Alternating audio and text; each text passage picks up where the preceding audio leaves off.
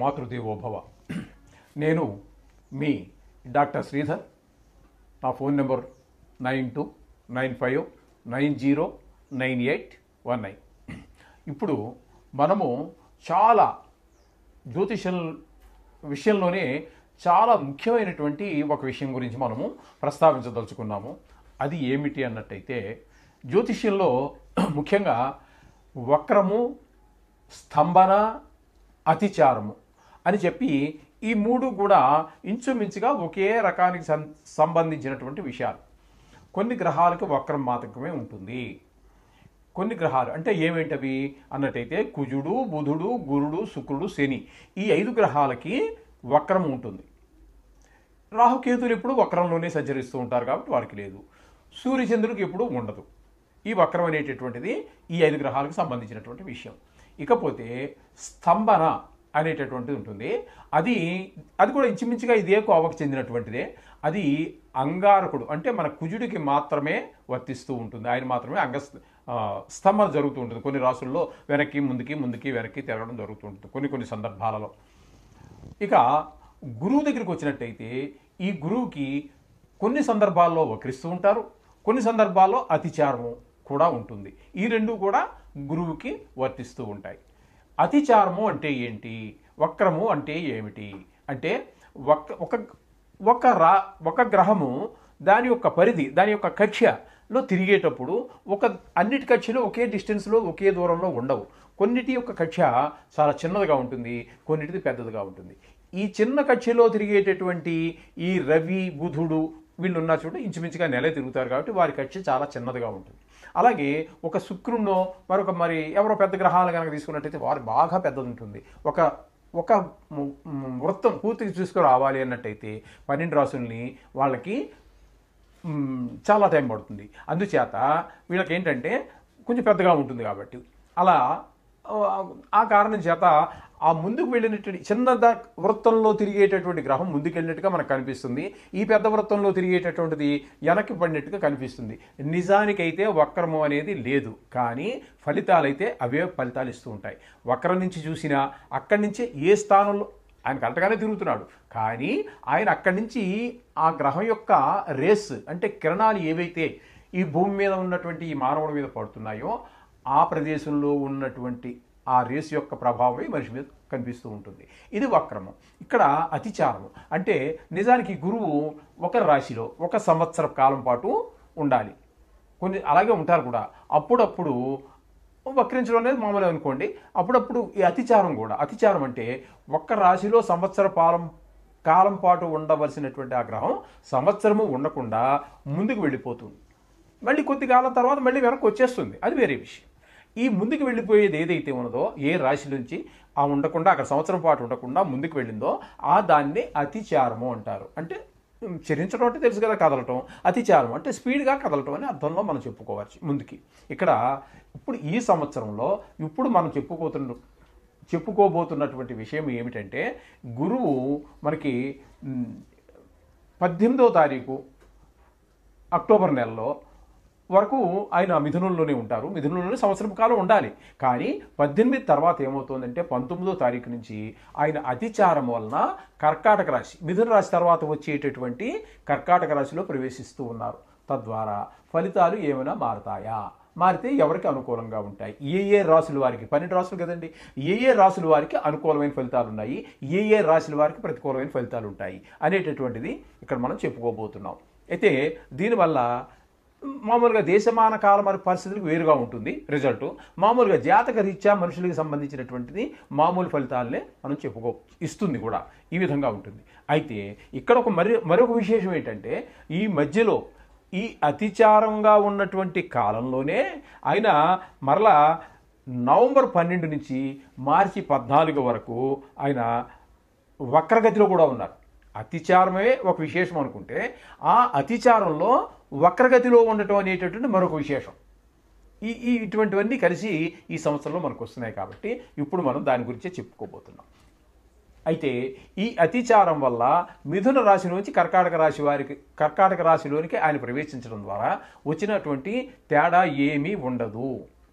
కర్కాటక రాశిలో ఏ రాశి వారికైనా సరే కర్కాటక రాశిలో కనుక గురుడు ఉంటే ఏ ఫలితం, ఇప్పుడు మేషరాశి వారు ఉన్నారు, మేషరాశి వారికి కర్కాటకం 4వ రాశి అవుతుంది కాబట్టి 4వ స్థాన ఫలితాన్నే ఇస్తారు.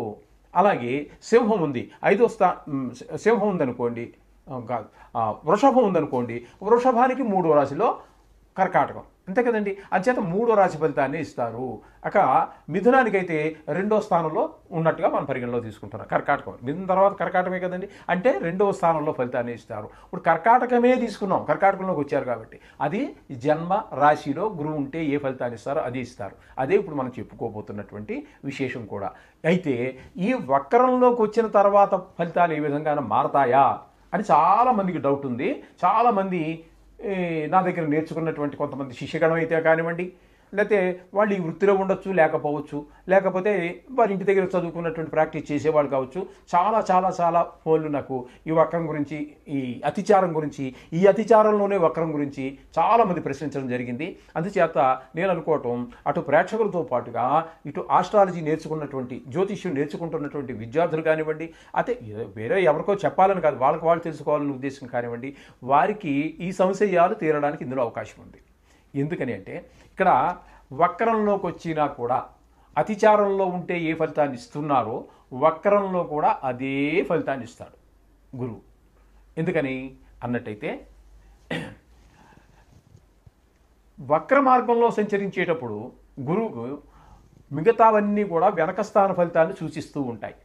ఇది మిగతా గ్రహాలన్నీ కుజుడు కానివ్వండి, బుధుడు కానివ్వండి, శుక్రుడు కానివ్వండి, శని కానీ, ఇవన్నీ వెనక రాశి యొక్క ఫలితాన్ని సూచించడం జరుగుతూ ఉంటుంది. ఇక్కడ గురువుకి మాత్రం ఒక ప్రత్యేకత ఉన్నదండి. అది ఏమిటి అన్నట్టయితే వక్రించి ఏ రాశిలో ఉన్నా కూడా ఆ రాశి ఫలితాన్ని ఇస్తాడు. వక్రించినటువంటి గురువు ఏ రాశిలో ఉన్నారో దానికి వెనకటి రాశి ఫలితాలు ఇవ్వటం అనేది లేదు. ఏ రాశిలో ఉన్నారో అదే ఫలితాలు ఇస్తూ ఉన్నారు. అలాగే అతిచారం వల్ల అదే ఫలితాలు ఇస్తూ ఉన్నారు, వక్రగతిలో కూడా అదే ఫలితాలు ఇస్తున్నారు. కాబట్టి విశేషమైనటువంటి ఫలితాలు అయితే లేవు. కానీ ఇక్కడ మనం చెప్పుకోవలసినటువంటిది ఏంటంటే ఈ గురు సంచారం వల్ల, అంటే అతిచారం వల్ల ఏ గ్రహాలకి ఏ విధమైనటువంటి ఫలితాలు ఇవ్వబోతున్నారు అనేటటువంటి సశాస్త్రీయమైన పద్ధతిలో, ఇందులో నా కవిత్వం కానీ నా సొంత అభిప్రాయాలు కానీ ఏమీ చొప్పించడం జరగదండి. శాస్త్రం ఎంతవరకు చెప్పిందో అంతవరకు మాత్రమే మీకు నేను చెప్పడం జరుగుతుంది. ఇంకా దాటి ఒక్క మాట కూడా ఇప్పుడు చెప్పలేదండి, చెప్పను కూడా ఇన్ ఫ్యూచర్లో కూడా. శాస్త్రాన్ని అందించాలనే ఉద్దేశమే నా యొక్క ఉద్దేశం. కాబట్టి ఇప్పుడు కొంచెం జాగ్రత్తగా మీరు ఈ రాశుల మీద, గురువు యొక్క సంచారం అతిచారం మీద మీకు ఉన్నటువంటి ఆకాంక్ష, తెలుసుకోవాలనేటువంటి ఆకాంక్ష ఏదైతే ఉందో ఇప్పుడు దాని గురించి జాగ్రత్తగా విన్నట్టయితే మీకు మంచి ఫలితాలన్నీ విషయం తెలుస్తుంది. మీరు ఎవరికైనా చెప్పదలుచుకుంటే మంచి రిజల్ట్ కూడా చెప్పడానికి వీలవుతుంది.